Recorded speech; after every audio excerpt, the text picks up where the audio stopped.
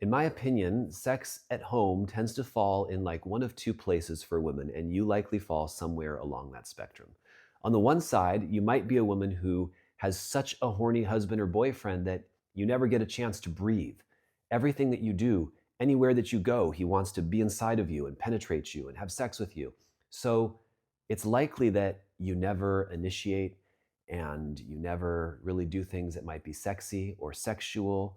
And you possibly are also not getting a lot of your needs met because you don't even want to give the idea that you might want to be intimate or close because he assumes penetration.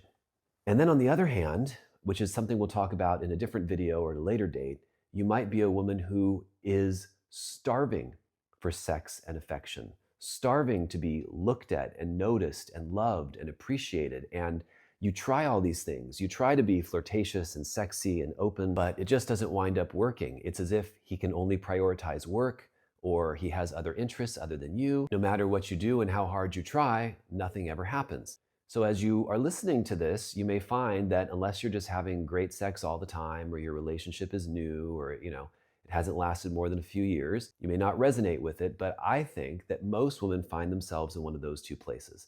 And so today we're going to talk about this type of relationship, the kind where you have an oversexed husband or all they want is sex or they want to be sexual with you, but they don't really invest in any other way. So they want to get naked, take your clothes off, but they haven't even been affectionate towards you, or you can't just cuddle on the couch, or you can't just press up against each other in the kitchen a little bit and love on each other and get that nourishing and that love that you need so badly that complements sex, that helps open you up to it. Men, if you're listening, if you're not used to it, it's going to feel like, oh my God, she needs this and she needs that. Yes, women generally tend to need a lot of affection and care and love, even if they're independent, even if they have their own thing going on, even if they have their own life.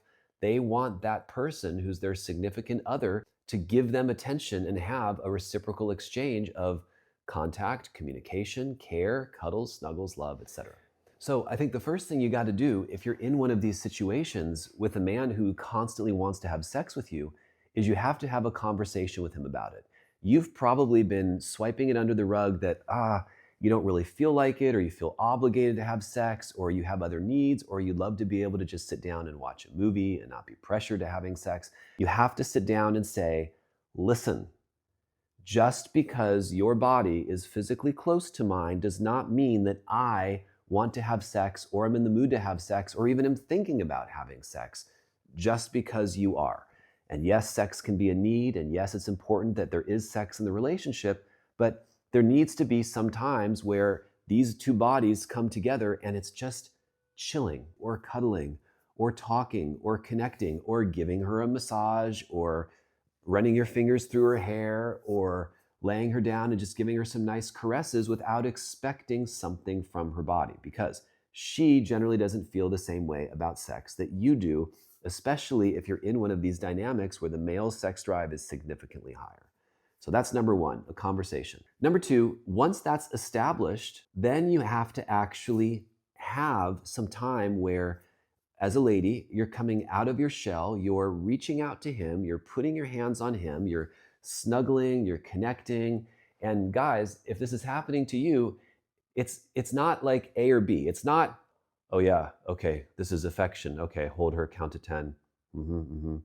Okay, there, I did it. Can we have sex now? You can't phone it in. You can't be inauthentic when you're doing it. You have to see her and hold her and love her and connect with her in a real way.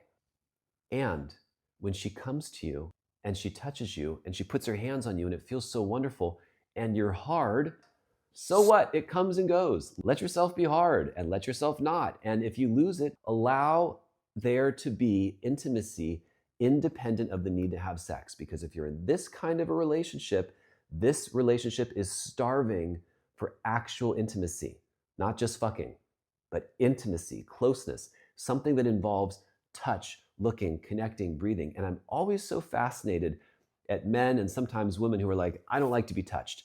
I don't want anybody touching me. Don't massage me. Don't tickle me. Don't caress me. But sex, that's okay. Which is the most intimate act that you can do with someone, right? But there's a difference between fulfilling a need And banging it out, which again, there's a time and place for it. I'm all about it, done it myself. And I assume many of you enjoy it too. But banging it out is not always the answer for a loving relationship, especially when you've been involved with someone for a long time. Okay, tip number 3. You've had a conversation. He's understanding that it's not all about sex every time you come together. And as a woman, you're now reaching out more, you're cuddling more, you're feeling a little bit more safe to express yourself. Now, once in a while, men also listening, you have to let her have. I'm just thinking, I started this off as a conversation for having a conversation with ladies, and it always tends to go back to what men need to do as well, because they have to collaborate with you on this. Yeah. Now, ladies, I would say you want to try to be a little bit more available to him, a little bit more sensual and sexual. And no, and listen, a hair flip or just having your boobs out or being topless isn't necessarily being forward. And I know that a lot of men out there who want to be sexual with their wives feel like it is always them trying to take and take and take. And if you push back, you might surprise him. You might make him feel a little more, I'm reluctant to say submissive, but a little more soft and a little more like, whoa, where'd this come from? And he can allow you to take charge a little bit. I know that most women do not want to take charge in the sexual dynamic, but once in a while can feel really rewarding to a man and go miles to helping him feel like you want him to. Because part of his need to connect with you sexually so much is him wanting to feel connected and loving towards you. All right. If you enjoyed it, I invite you to like, follow, subscribe, leave a few comments, get the conversation going. I do a whole podcast on all this stuff, an oral one that you can listen to. There's hours and hours of episodes on there about all this stuff. It's called Closeness. You can find it everywhere podcasts can be found. If you're in Southern California, you come in for a session, or we could do something virtually. All right, have a great day.